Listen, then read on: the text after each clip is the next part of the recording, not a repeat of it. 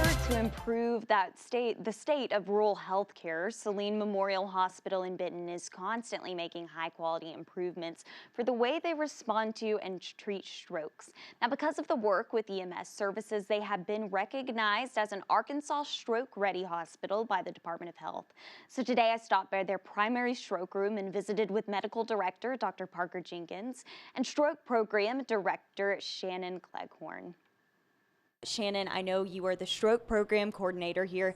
Tell us about this program that you have. It's really a great effort. So our stroke program allows us, because Saline Memorial does not have neurology, that allows us to have immediate access to neurologists. We're partnered with UAMS through the IDHI stroke program. So when we have a patient that comes in with stroke symptoms, after they come back from CT, we're able to get them on camera with a neurologist within just minutes, do our stroke program assessment where the neurologist can look at those symptoms, and then in partnership with our ER physician, make the decision to give them what can be a life-saving medication, what we call a thrombolytic, which is a clot buster, because many strokes are caused by a blood clot in the brain, which blocks off oxygen to the brain and blood flow.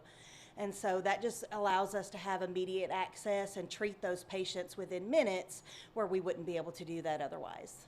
And not only are you bridging the gap, of course, where someone doesn't have to drive 30 minutes to get to Little Rock to get to a hospital. They can do it right here in their own county, but you're also helping them out, from the house to the hospital in the ambulance with a streamlined mode of communication. What is that? Yes, ma'am. We use Pulsera, and what that allows EMS to do when they pick up a patient that they think is having a stroke, they send us an alert on our Pulsera system called a code stroke. That alerts myself, the emergency department, our radiology department, our ER physician, that tells us that we have a patient coming in with stroke symptoms. That allows us to get our room ready. CT is able to, if they have a patient they're doing a CAT scan on, they're able to clear that table so that when the patient comes in, they can immediately go to CT and get that CAT scan of their brain, which is the first thing that we have to do to determine if the stroke is due to a blood clot or due to bleeding. And so that just saves so many minutes and so much time by using that Pulsera system, and it has been a game changer. And of course, an important part in the process is knowing the signs and symptoms to look out for. Dr. Jenkins, what should we be looking out for if we're worried about a loved one having a stroke or worried about ourselves having a stroke? Sure. The best thing we can do is educate the public as far as what a stroke is and the signs and symptoms of that. We like to keep things simple, and I like to use the acronym BFAST. And BFAST is something that you can remember easily, and also kind of helps you to even screen loved ones yourself or others that may be having symptoms. So the first B, it would be balance. That would be there's other reasons why this can be caused, but if you are having sudden loss of balance, it's a reason for you to be evaluated. There are stroke mimics out there. However, whenever you come to the emergency room, what we can do is do physical exam and imaging, rule out some other things such as a stroke.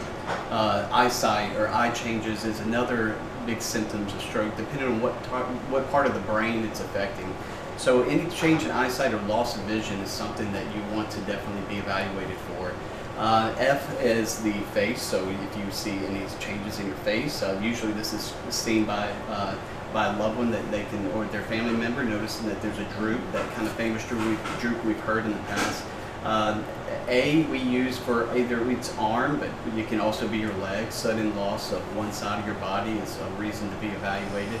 And then whenever and then S would be the speech. Speech, thank you. Speech is the S, so that's another. It kind of goes along with the C, and if there's facial change of speech. And then T is a big one. Is time. Time is very important because we need to know what's called the last known dwell time. And the reason why that's important is because whenever we are evaluating the patient when they come in with the neurologist, we have parameters that we set to see if we can actually use that thrombolytic, also known as that clot buster medication, to see if that's possible, to know the signs and symptoms of a stroke.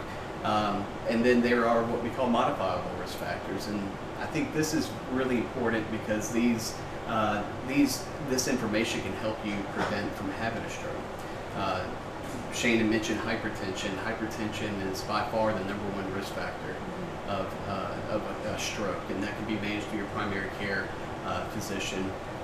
or your primary care provider. The other is diabetes, another way to be screened is through blood work. And if you have diabetes, making sure your A1C is controlled, and that gives you an average of your blood sugar basically throughout a certain time period. Another modifiable risk factor is physical inactivity. I mean, it's important to exercise. It's important to make sure that we are using not just our vessels, but our heart, and then that decreases your risk factors as well.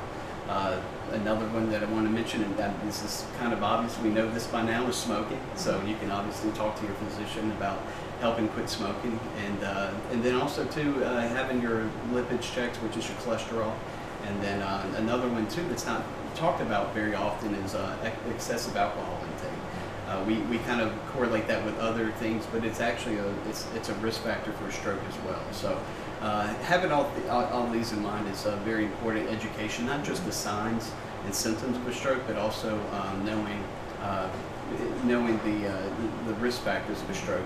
And lastly too, I wanted to mention as well, an important part of screening would be to make sure your heart rhythm is well too, because this is all part of screening that can prevent a stroke, because some conditions such as atrial fibrillation is another high risk for a stroke as well. Absolutely. Well, very great tips. Incredible work that you're doing here, preventing strokes and treating strokes. Thank you both so much for joining me today, and of course, congratulations on your designation as a stroke. Thank you.